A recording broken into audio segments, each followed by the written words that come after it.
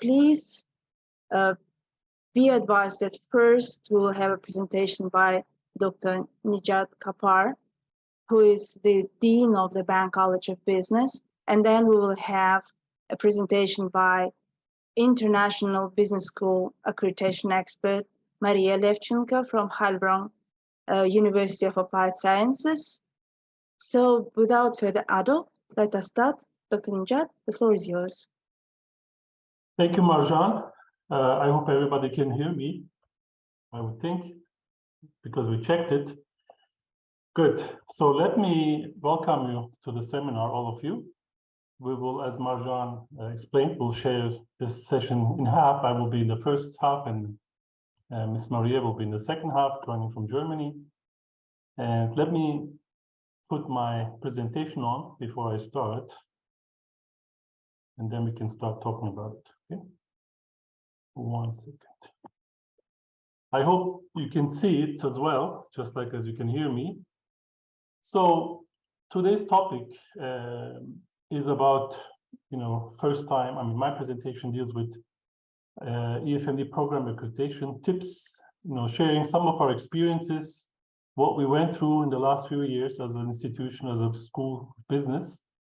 And because it was, of course, our first, this is not re-accreditation, it's first time accreditation, so that is always a little bit more challenging. And therefore, it's, I think, very valuable for us to share our experiences with any party, any school who might be potentially interested in the future to pursue similar accreditation. And so this is my 20 or 25 minutes time allocated for me, and then hopefully I will have some time at the end for questions, maybe 5 minutes, 7 minutes, if I can stick to the timeline, which I'll try my best to do so. Okay, let me briefly give you the outline of my little presentation today. Hopefully it will be concise, to the point. That's what I plan to do. First, I will very briefly show you, maybe some of you are already familiar, but I would like to show you the accreditation framework of EFMD, which applies both for program accreditation as for EQUIS. As you know, the difference is one is specifically for getting a single program accredited, which we have, and versus the entire business school institution getting accredited, which is which is our next goal, actually, what we're working on right now. Then I will briefly talk about kind of the milestones, the timeline that we went throughout this accreditation process.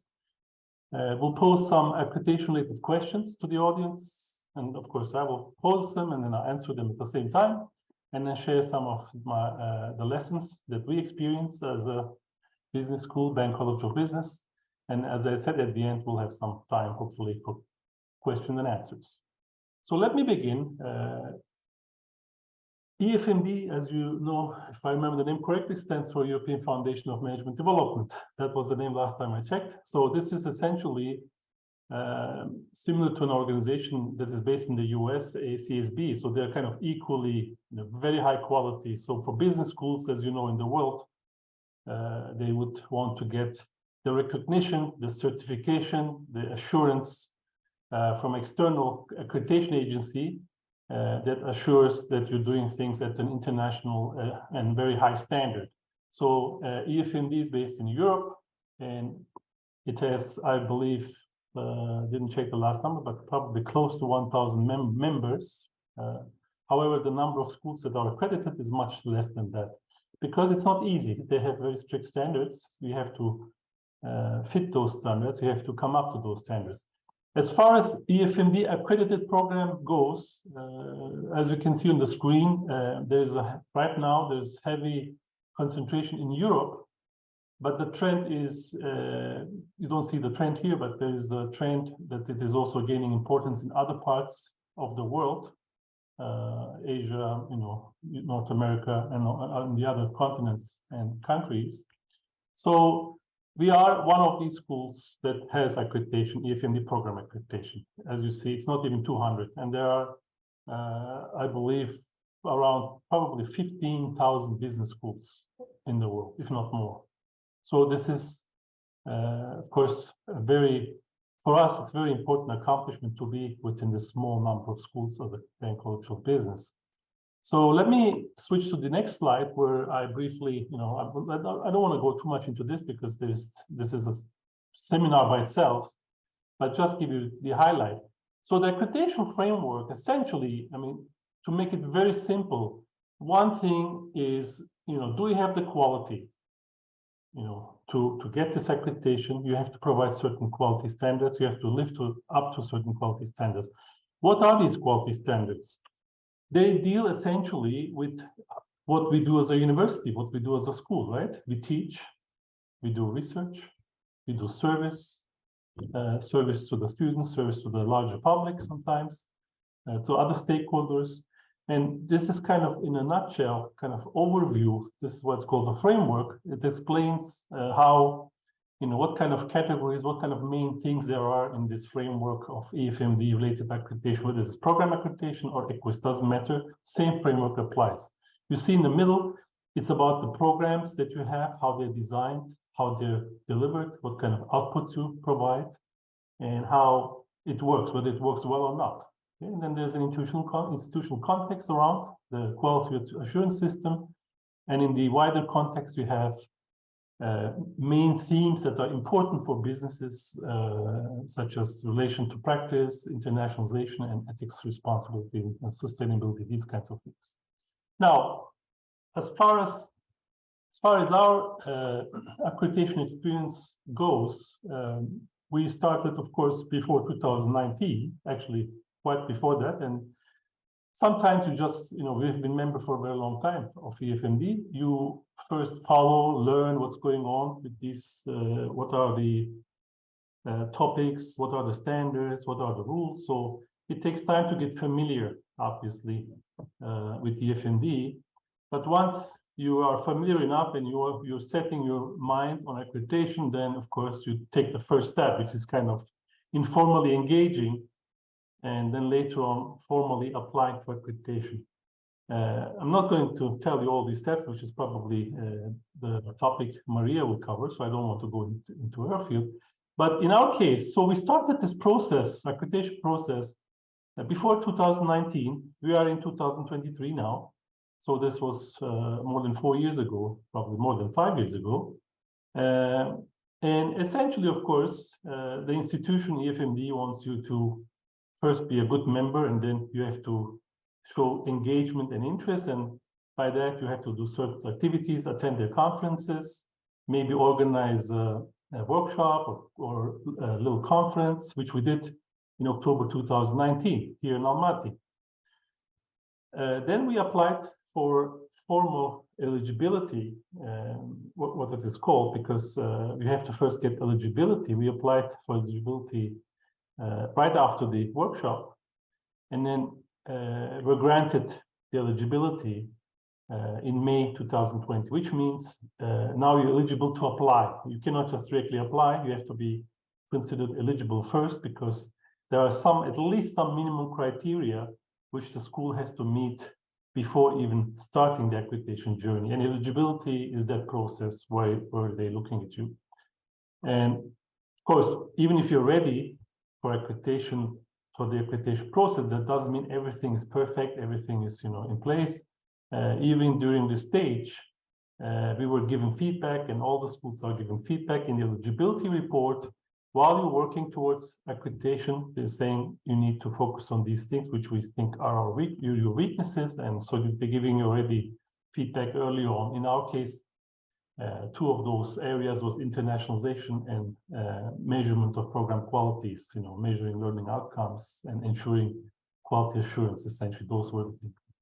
Now, the main thing, obviously, once you've found eligible, is there will be a time, which is usually up to 2 years, where you have to write a detailed report about your program or programs, depending on the type of application you have made, which is called self-study, as many of you might be familiar with. Self-study means you're essentially, analyzing your own programs and providing a report, which is quite detailed, usually up to 100 pages. The kind of courses you teach, how you assess learning outcomes, whether you measure them and what is the outcome, how do you correct these procedures, how do you meet the standards which I'm not going to go into, but as part of the larger framework that I explained earlier, how do you meet these standards? And you need to, of course, explain all of these things, because when later on EFMD sends an accreditation team to assess you, they have to have something to look at, right? And that main piece of thing is the document you provide, is the self-study report, self-assessment report, to be correct. And there, of course, that doesn't mean everything has to be perfect or you have no shortcomings. Of course, that's very normal. In fact, one of the reasons, which we'll discuss in a minute, of accreditation is that you want to improve yourself. Okay? And it's a never-ending process. Anyway, so we did work on our self-study, and we completed it about 2 years later, or a little over 2 years later, in September of 2022. You see, we were given eligibility in May 2020, and we prepared the first draft. And of course, we made some corrections, some additions. By the end of November, our final report was ready to be submitted, and we submitted it at the end of early December of 2022, which is within the deadlines.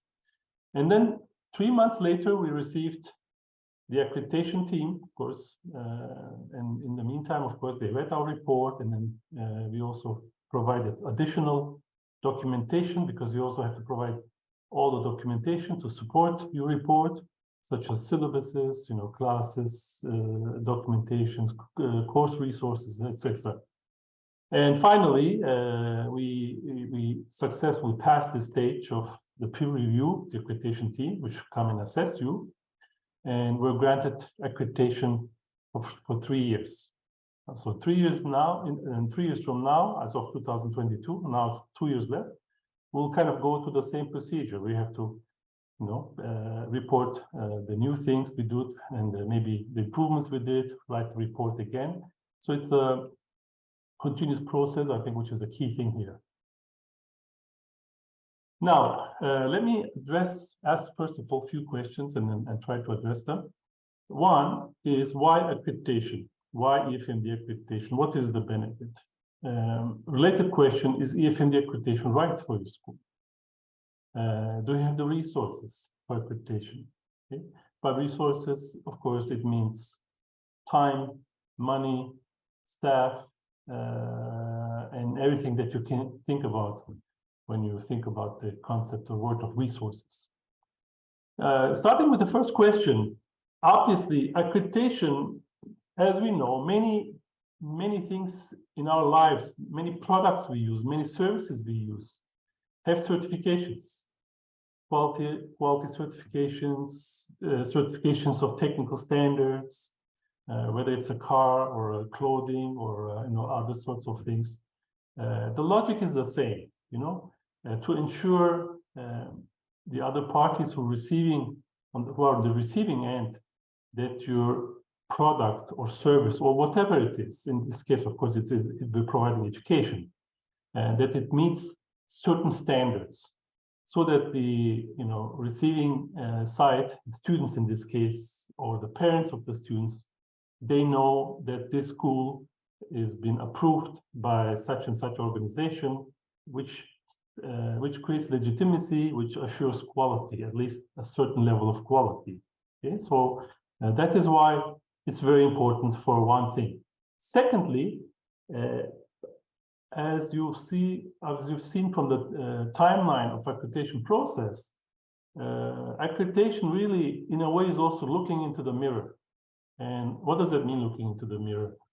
Well, you see, you can say anything about yourself, you can think about yourself, but when you look at the mirror, then you see your real self.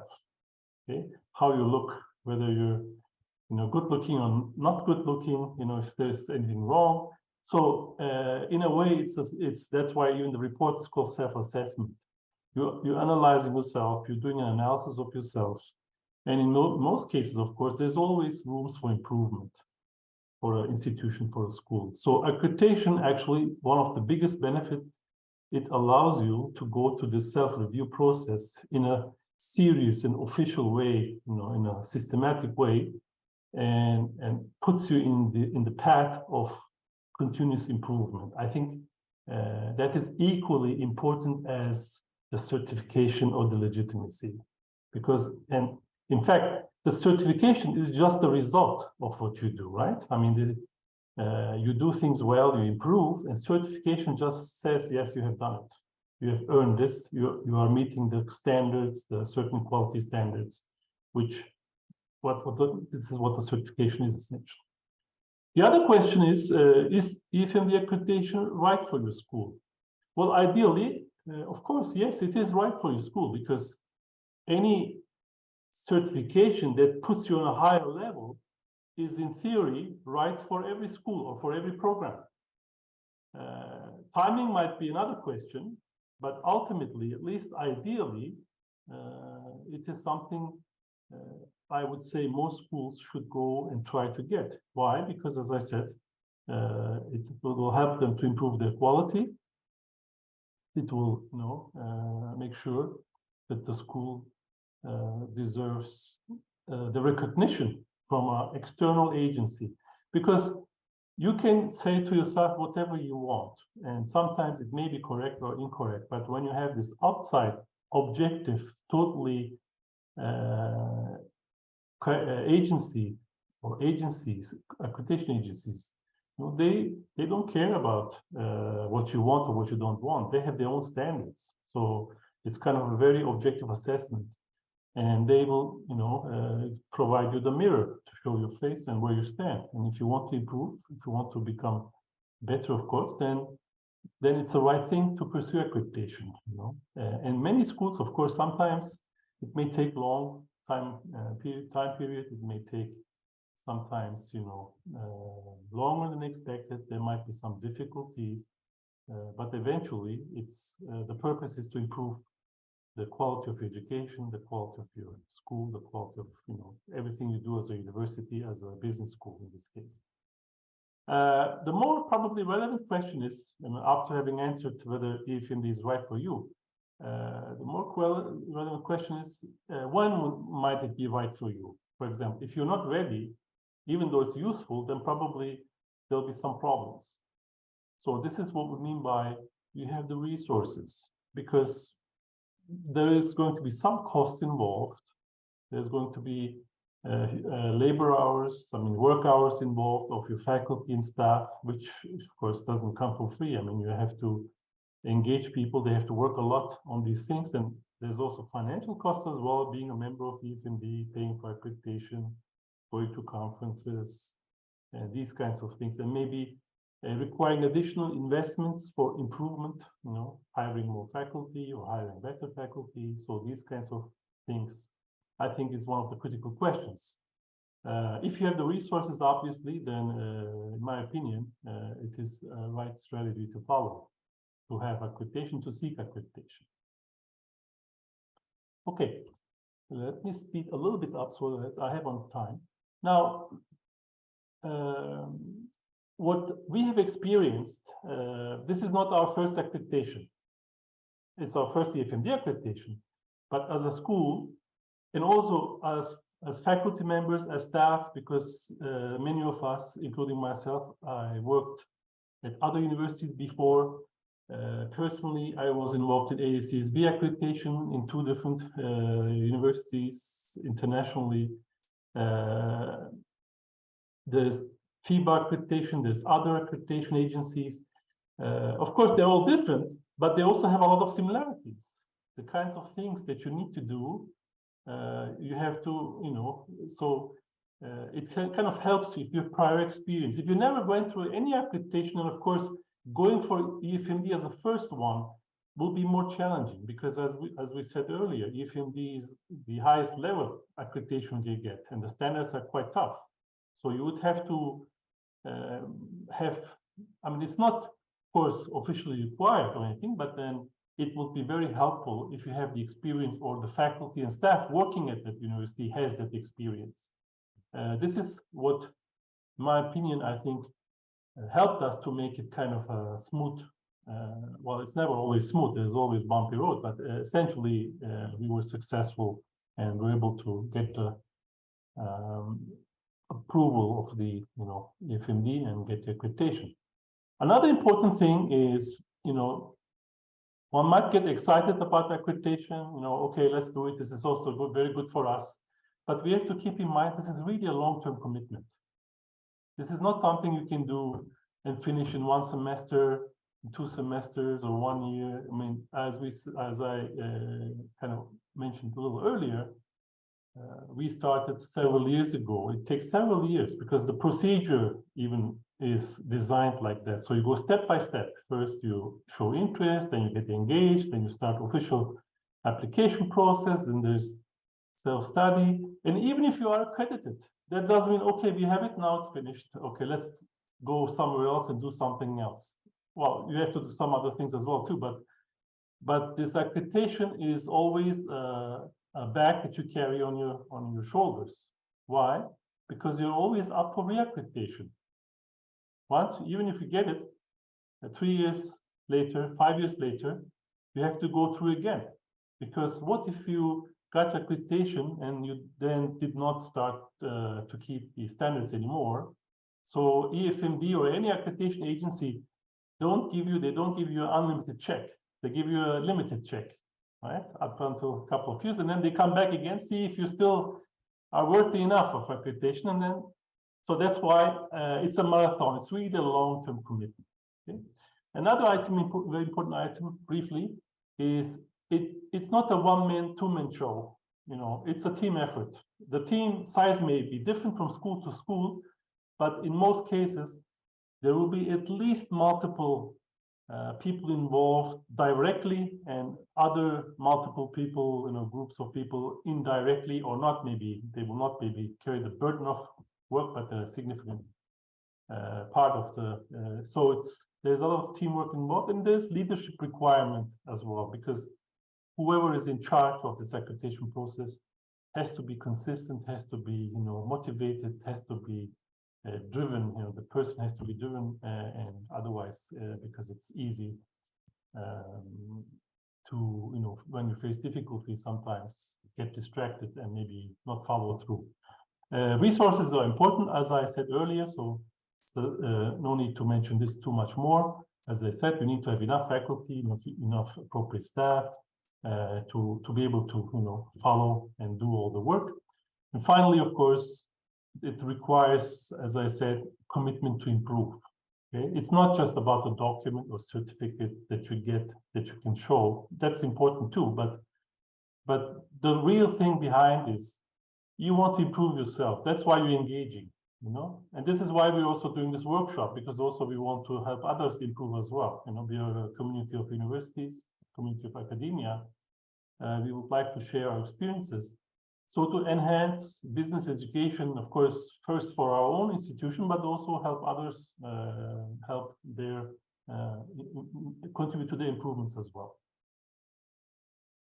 Okay, that's it. I think I'm right on time, 3:25.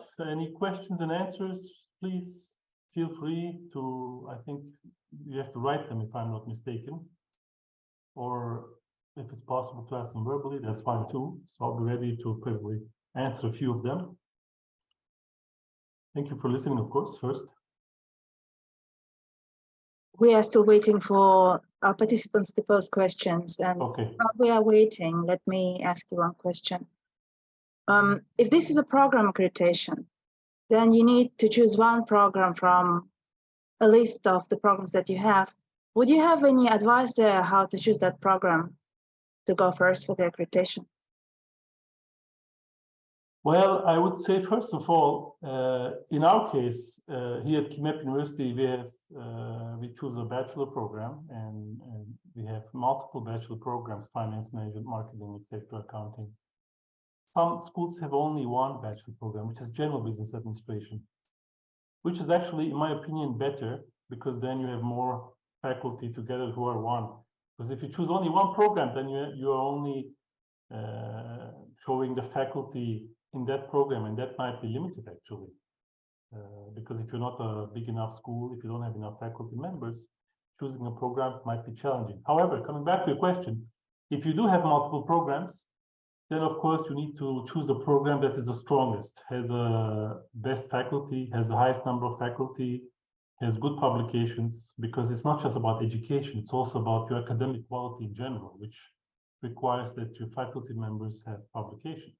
Okay, even if you provide the best education, if there's no research, then it's not possible to get it. We have three questions. Very difficult to get it. Let me say that. That would be much more difficult to get it. Mm-hmm. We have 3 questions more. Thank you for the first answer. What is the maximum duration that an EFMD accreditation would take?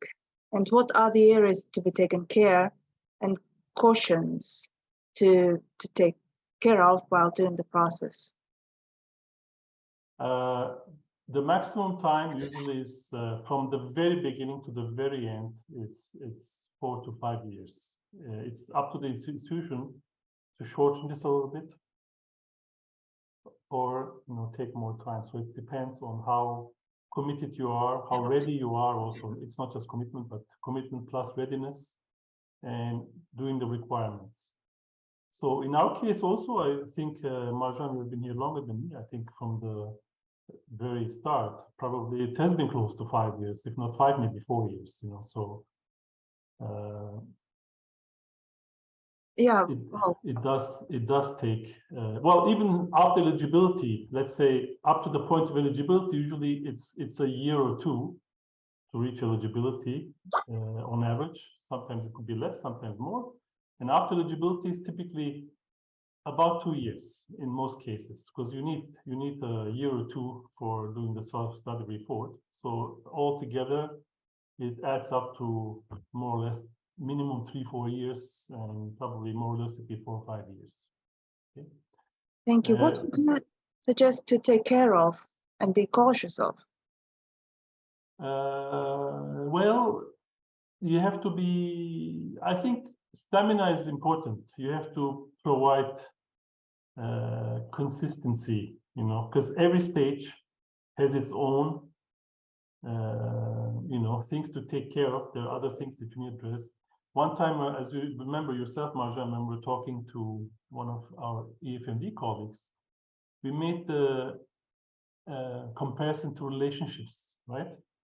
Like you first you meet somebody first, then you maybe start friendship, you become closer. And then if you really like each other, you go out, then you may get engaged. At the end, you get married. But even after marriage, you continue to keep the marriage. I mean, you have to still work on the marriage. Just marriage, that's what I was trying to say. When you get the accreditation, it's not finished. It's like getting married. Then you have to maintain it as well. But there's no specific thing like to be too careful. I think because there are so many different criteria here. But overall, I think you have to have stability. That is important. You have to have good people, qualified people, and stability at your school and institution, so that you can make this long-term commitment. I think that's the most important thing. When you have that, everything else, I think you can handle. We have one more question about financial resources, that how much it could cost to do the accreditation for one program. Well, the direct cost is not that high. I mean, you have to pay, of course, the annual EFMD membership, whether you're going to be accredited or not. Some, as I mentioned, there are lots of schools who are member of EFMD, but they're not accredited. But they can attend the conferences, Obviously, first step, of course, you have to attend these conferences. Some faculty or some staff members responsible for accreditation, and I would advise to, for example, go to 2 conferences a year for 1 or 2 people, and that means you have to spend this money every year for 2 people times 2, maybe 4 or 5 in total per year. Then you have to pay the membership fee for EFMD, and when you go to accreditation, there's application fee, all of these things. These are, depending from your perspective, in reality, I don't think these are very huge numbers. What is more expensive is to make sure you have the right number of faculty, enough faculty, sufficient faculty. Now, for state universities, that is also not a problem, because the state pays for the students, so you don't worry about how you're going to finance. But if it's a private university, then of course, budgeting may be a more important issue.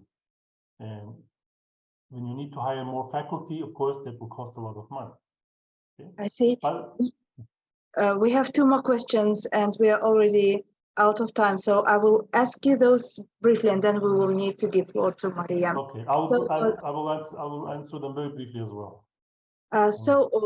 We were asked how to choose between EFMD, ACSB and AMBA, with which to start with, and what would be the advice for the immediate accreditation, and do the programs improve, and have you felt that your program improved after having EFMD accreditations?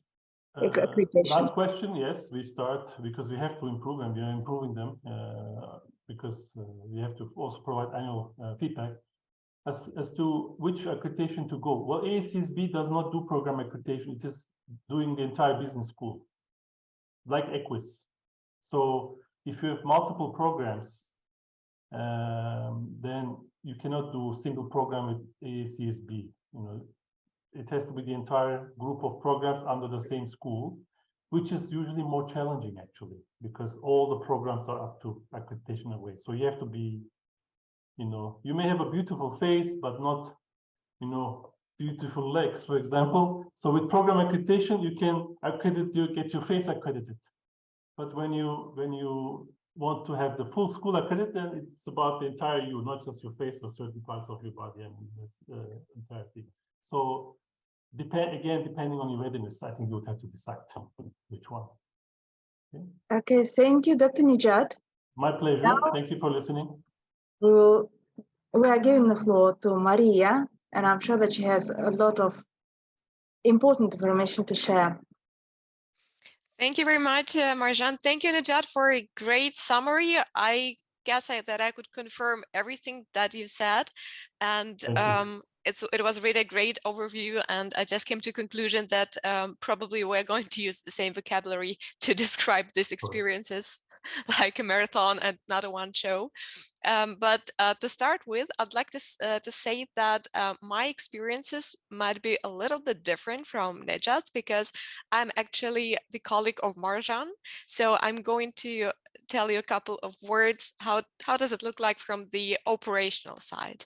So not really from the strategic side, but more like from the point of view of a person who actually does the project coordination.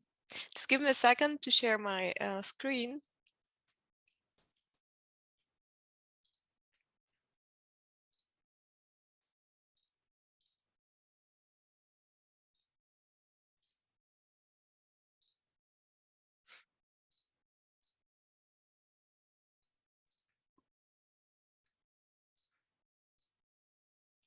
So I hope that you can see it right now. Yes, we can see it. If you would like to make it more as a, because we can see several slides at the same time. Okay, and now does it look good? Now we see 2 slides. 2 slides, okay.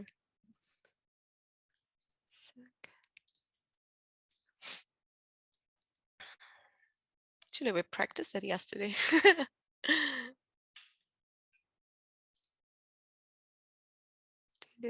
All right. Never mind. Do like this. All right. I hope it looks fine now. Marjan, you are my mirror. Unfortunately, not yet. Okay. We will still see 2 slides. But it's still okay. It's fine. It's fine, right? I mean, yeah. I don't have anything to conceal about my next slide for you. So thank you very much, Marjan, for having me here. And it's a big pleasure. I guess it's a great networking event, and it's a really good platform to share our experiences and to talk about the process between the expert, because usually there is like one accreditation manager, accreditation team at the university. So you can only get these networking experiences from communicating with people outside of the institution. And just to tell you a couple of words about myself, and to to give you like a bit knowledge of my expertise. Well, actually, I'm Ukrainian since 2014. I've been living and working in Germany, and I came here as an international student in 2014, and then in 2018 I started working at the Faculty of International Business, and I started to work directly as accreditation specialist. And since then, I'm constantly trying to improve my expertise, because it's a continuous improvement also of one's expertise. So I'm trying to visit all the possible events that are offered by EFMD or also by any other institutions. And that actually would be also a kind of advice that I could give to other people who are into accreditation, is to try to participate in the networking events like this one or any others as much as possible. And also a couple of words about the institution that I'm presenting, which is Heilbronn University of Applied Sciences in Germany. It's maybe you haven't heard about Heilbronn yet, which is like absolutely fine. This is not a really big town. It's located in the southern Germany in the federal state of Baden-Württemberg. And it's actually a wine region, but it's not only famous for wine, but also for a lot of multinational enterprises that are located here in this region. And I'm sure that you have heard about many of them, like Bosch and Audi, Porsche, Lidl, Daimler, Kaufland. So it's really one of the most economically developed regions in the world. And I would say that it was one of the big pluses in terms of EFMD accreditation, because this connection to the world of practice and contact to practitioners is very highly appreciated. So in case you also have some kind of intense cooperation with the industry, you have to demonstrate it. Or if you have some kind of industry developed there in your region, you have to try to establish the contact as intense as possible.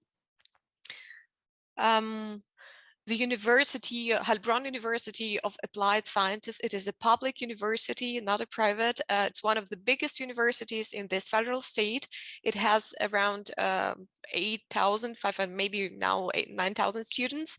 It's located on 4 campi, has 7 faculties.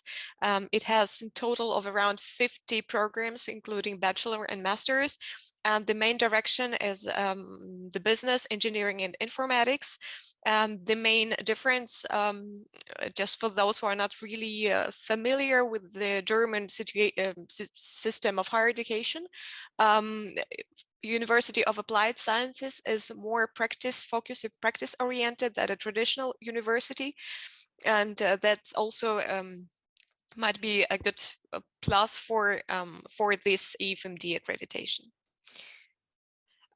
We are also located in very good campus, a new one, state-of-art facilities. I'm not bragging, I just want to say that it's also kind of a very important point for the EFMD accreditation, like kind of facilities that are available. And also it's needed to be demonstrated. This is just a couple of pictures for you to understand where I am located now. Our university shares the campus with some other higher education institutions, so it's not the only one university that is located here. It's called the Bildungscampus, and there are around 11 or maybe 12 higher education institutions here on site. It's founded by Dieter Schwarz Stiftung, the owner of Lidl and Kaufland. Probably you've heard about them. A couple of words about the Faculty of International Business. We are one of the biggest faculties with more resources probably than other faculties. That's why we are the ones that got the accreditation or started this process, this flagship. There are around 1,500 students. We have 7 programs, bachelor and master, a lot of partner universities worldwide, a very diverse and international student and teaching staff body. There are a lot of languages also taught here, and a high percentage of courses taught in English, which is also a very important thing for accreditation process. The more courses you're offering in English, the better it is. And this is just a brief portfolio of all the programs that are offered at our faculty. So as I've mentioned, we have 4 Bachelor of Arts programs and 3 Master of Arts. And the program that is accredited is the program of international business. The other ones were considering starting this process, but it is pretty costly, both in personal resources and in finance, and it's a lot of workload. So firstly, they started with just one program. We will see how it develops. And this program is called International Business Intercultural Studies. You see now this is a small sign of EFMD accredited, which is a really small, but it's a lot of work that is hidden behind this small point that you can then add to your signature or to some slides. And let me be more precise what I mean about this. So the program of it's a bachelor program, which is it has like 2 specializations. One is a regional one, so it means that well, in general, this program, as you can see, is called International Business Intercultural Studies. So it basically has 2 major parts. The one is the education in traditional business administration, and the other part is intercultural training. And by that, I mean that in frames of this program, students can choose one business specialization like finance or human resource or marketing or international management or production and logistics. It's going to be introduced soon. And also one of 4 regional specializations, like the students learn a kind of a new language, and also they learn kind of how to do business in the specialized region. So we offer Arabic and Orient and French, Francophone world, Russian language in Eastern Europe, and also Hispanic countries and Spanish language. And this is kind of a USP of this program, which is like a unique selling point that differentiates this program from all our other competitors in the German higher education market. And it's also very important to stress what kind of USP you have. Like, why are you going to be interesting for EFMD? What makes you kind of special? What is your unique selling point? Just a small description and flow chart of our process, which Nejat already pointed out some basic steps. And as Nejat really said, it's a lengthy process. So it takes a lot of years, all these phases, starting from the inquiry and then getting the eligibility and then the process of accreditation. So basically they started in 2015, then 2018, I joined the process on the eligibility moment. And then it took us 2 years. So when you gain eligibility, you then receive 2 years to apply for accreditation and then to receive the peer review visit. So it's a 2 years term. And we had our peer review visit in December 2020, which was, from my personal experience, very challenging because during the first year I was getting ready for visiting on site, and it was a lot of preparation taken on, like booking a hotel for accreditation team. And then, as you all know, then came the pandemic and we had to switch all the processes online. So the peer review visit took online, and it was really very short time change that we had to adjust to this requirement. But anyway, it went really well, and we got the 3 years accreditation. 3 years accreditation can be granted either for 3 or 5 years. It's very normal. Then for the first time, it's granted for 3 years. Like I basically do not know any institution that got it for 5 years for the first time. And we got it for 3 years in 2021, and now we are in the process of the status quo. We're in the process of re-accreditation, getting ready for re-accreditation that is scheduled for January 24. And we are working on areas of required improvement.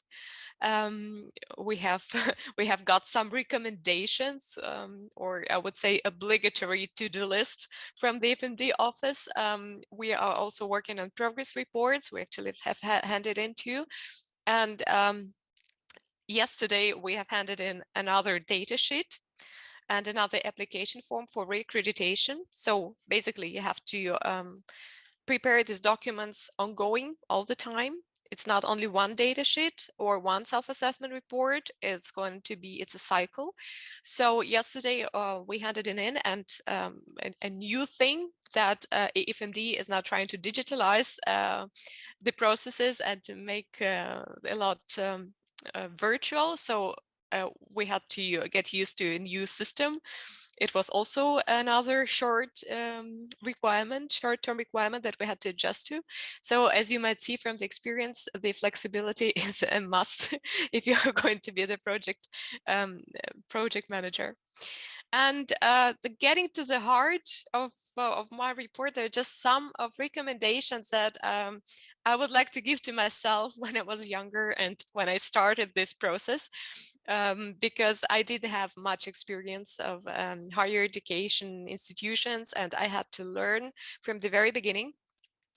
But maybe you'll find something useful in my experience. The first and the most important is that you have to get used to the guidelines. If you are a project accreditation coordinator, a manager, you have to learn these things by heart, and you have to be using them all the time, because the most important thing that actually the majority of questions that arise are descripted there in these books. If you do not understand something for the first time, you have to read it carefully. You have to read it once, twice, 5 times, 10 times. It's fine, because the language is pretty, it's very concise, but it's pretty challenging sometimes. So take your time. Don't do it in a hurry, and also checks for updates regularly, because these documents are dated every year. And sometimes if you are working on some document, you see that there is an update. You can also get some interesting information from this update. You are not obliged to use this documents as far as they updated, but you can see what kind of direction EFMD is developing through these updates. What I want to say by that is that we started the eligibility process in 2018, and for the 3 years we were using the standards of 2019. And so now when we're going to apply for reaccreditation, we have to use the new guideline from 2023. So basically the guidelines for 2 years, we didn't have to read them much, but we just read to understand where the direction is going. I hope it's clear, more or less. And the most important thing that we have to know about the accreditation, that it's really all about people. And you are going to have a lot of communication process. And the 4 basic musts, or the 4 basic principles that I have figured out for myself during my 4 years of experience, is that you have to be concentrated on communication, motivation, delegation, and timing. This is a scheme that I just adopted for myself. I'm not sure if it's universal for everyone, but as you see, you're going to have a lot of stakeholders. These are different people with a different background, and by that I mean that of course you're having this accreditation team, which is the heart, with the accreditation project leader and like people like myself that are coordinators. There's also going to be the project team. In our case, it was a team of core professors, like 5 or 6 of them, that were basically doing this strategic development and writing some strategies and working on self-assessment report partially. Then there was also a lot of internal stakeholders from the university, which involves the teaching staff from the faculty, of course the students, also the management, both on the program level, on the faculty level, and also the management of the university, which is a rectorate.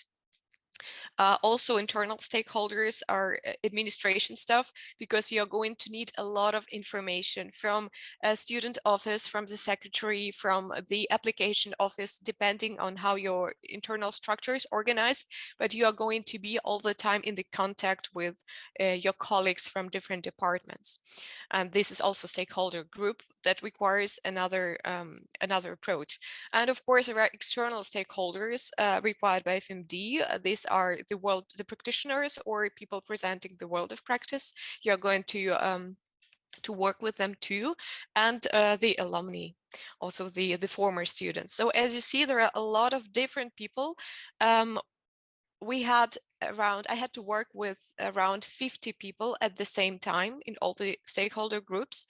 And I found out that the most important and the most energy consuming thing is no, the most energy consuming thing is motivation, sorry, but the most important thing is communication. And then it means that you have to create a unique communication strategy for each of the stakeholder groups. Even if you have the teaching staff, the faculty, you have a core faculty and you have an adjunct faculty. And these people require different approaches. They need different information, different level of detailization, and you have to keep it in mind that you can't just write one email and send it to 50 people. Sometimes I had to adjust my email for 25 times just for one topic. So clear communication strategy for every stakeholder groups, and also like clear guidance and also a lot of individual support, because people coming to work with you, they rely on you very much. They expect you as a coordinator or a project manager to tell them what they have to do. And so they require a lot of guidance, which again, your source of information, the guidelines of EFMD and also EFMD office, you can also ask them some questions, but then you are going to transmit this knowledge to the colleagues, and it's your guide. You're going to be coach and psychotherapist sometimes. Just kidding. Another important and very energy consuming thing is motivation. Again, it's all about people. Basically, when you're doing the accreditation, it's a change management process. So you come to them and you say that they have to adjust their work, that they have to start working probably in another way. And it's absolutely normal that a lot of people resist. So resistance is just a norm of change management, and it's a normal process, and you have to get through this and not get frustrated because of resistance. Also, you've got to get the commitment and involvement from the beginning. It's very important that you start onboarding people just from the very beginning, and do not say that, okay, now I'm going to do this process, but then later in 6 months or in a year, I'm going to start another process, and then I'm going to get people on board. I wouldn't advise that. I would advise doing it just from the very beginning, because the more energy people invest into this project, the more they are committed. The less is the chance that they are going to tell you, no, I'm not going to do this anymore. They then are willing, they are binded by the investment, and they want to do that till the end. And it's very important to motivate them by explaining why it is important to them in particular, to every particular person. And of course, it's the motivation also can be reached through this kind of promotion of EFMD accreditation through social media. So it just has to be visible. It has to be visible when the person enters to the university that you are doing this process. Like we made posters that were telling about the intended learning outcomes, just to make people think about it all the time. Or not think about it all the time, but at least, to perceive it in some kind of level. Another crucial moment is a delegation. As Nejat told you, it's not one-man show. This is exactly the vocabularies that we use. It's very important to understand that as a project manager, even if you are brilliant, you won't be able to do that on your own. Even if you are Pulitzer holder, you won't be able to write self-assessment report on your own. It's commitment, it's a teamwork, and it's a false if the management hires you, for example, and tells you, okay, now you're accreditation manager, so please write us a self-assessment report and we will be happy with it. No way. It's involvement of maximum of internal stakeholders, because as I've said, you're going to be very dependent on other departments, on your colleagues, on the faculty. And a way to that is probably define a leader for each stakeholder group, the most responsible and committed person, and also define the area of responsibility for each participant. It has not to be blurry, it has to be very clear who is responsible for what. And of course, another element of success is timing, because it might be a bit underestimated sometimes, but in this lengthy process of accreditation, the correct timing is essential, because you have also be aware that different stakeholder groups, different working groups, they have a different speed of work, they also need a different regularity of workshop and meetings. For example, if the EFMD project team is meeting once in 2 weeks or maybe once in a week, in our case, once for 2 weeks, the external stakeholders as practitioners or alumni, of course, they can't be there every 2 weeks. So we made a meeting with them once in 6 months. So you have to be aware that the people need a very individual approach in terms of meeting, and you have to require the time and the investment depending on their role. And you also have to plan enough time for data gathering and establish a system and regularity in data processing, so it doesn't become overwhelming when you have to make the base room, which is like a data collection. You have also to define which kind of processes. Like, for example, I need the application numbers, so I'm going to ask my colleague every semester on the 20th of the month for this data, or I'm going to ask internship office exactly on the time every time, because it's regular and it helps you to keep the process ongoing. And also important thing is plan more time for complicated issues, for example, like assessment methods and syllabi. The most important thing that I'd like to say is that every stakeholder group has also the kind of different risks and threats. Like for external stakeholders, their time, you know, the practitioners, they're busy. They are not going to be with you for 20 hours a week. No, they are going to listen to you maybe 15 or 20 minutes once in 6 months.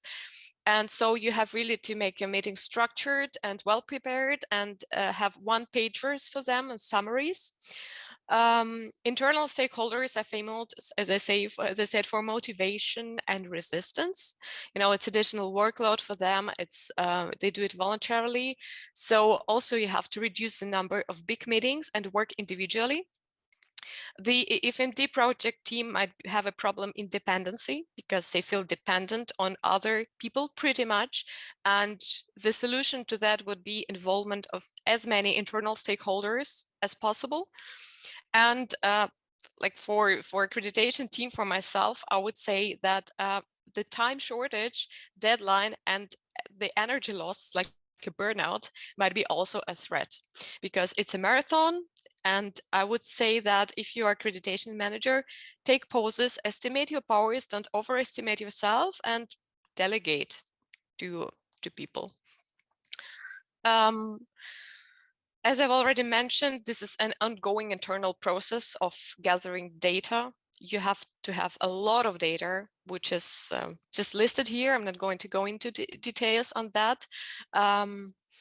But as I've said, be aware of your dependency, be aware of your limit, and also be aware that people in your stakeholder group, they can change. So you might need to renew your stakeholder group communication strategy. There will be new people on this. People may get sick, people may quit the jobs. Onboarding is continuous in case if you have 50 people involved.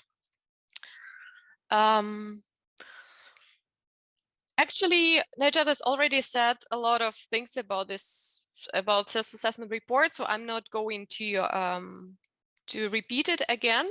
Maybe the one thing that I would add, that it's very important that the self-assessment report is visually good and also interesting and good looking. So if you do it, just try to make some schemes and put pictures and make it bright. It's really perceived very well.